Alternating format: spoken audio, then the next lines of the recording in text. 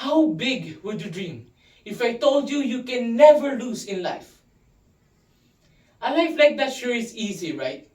I mean, if that was my life, I could have dreamt of becoming the most powerful and influential person in the world.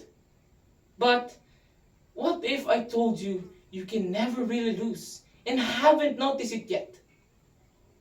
Hi, I'm Shandiv D. Mangolagnan, and I'm here to tell you that failing doesn't mean you're losing.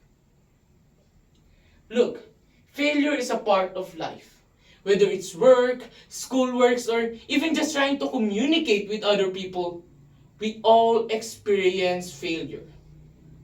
Even successful people fail almost every time. But what sets them apart from other people who fail is that they learn from their mistakes. Just like what Nikola Tesla said, our virtues and our failures are inseparable. Just like force and matter.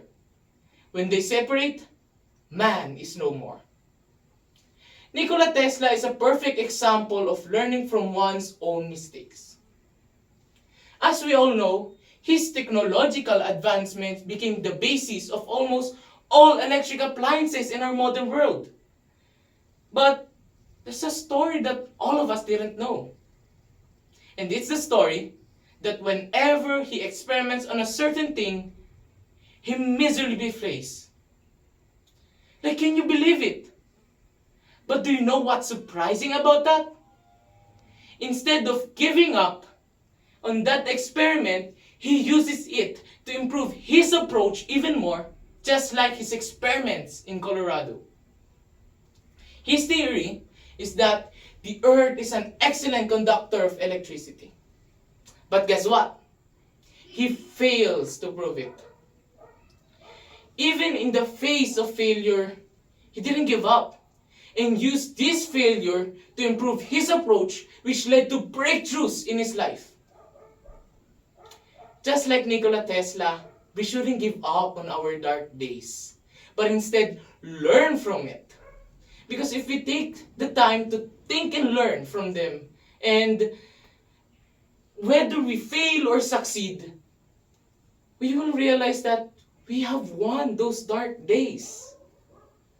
We won not because we made results, but because we gained something from it.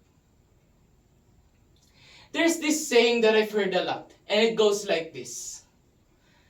There's no good without evil.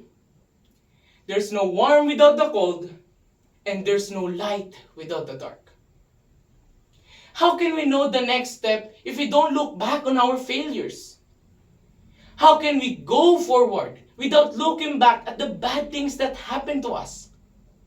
How can we explore new areas, discover new things, and have breakthroughs if we don't learn from our mistakes?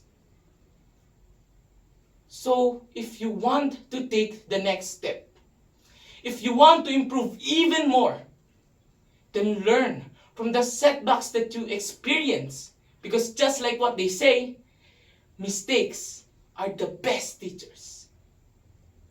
Now, before I end this speech, I want us to go back to the beginning.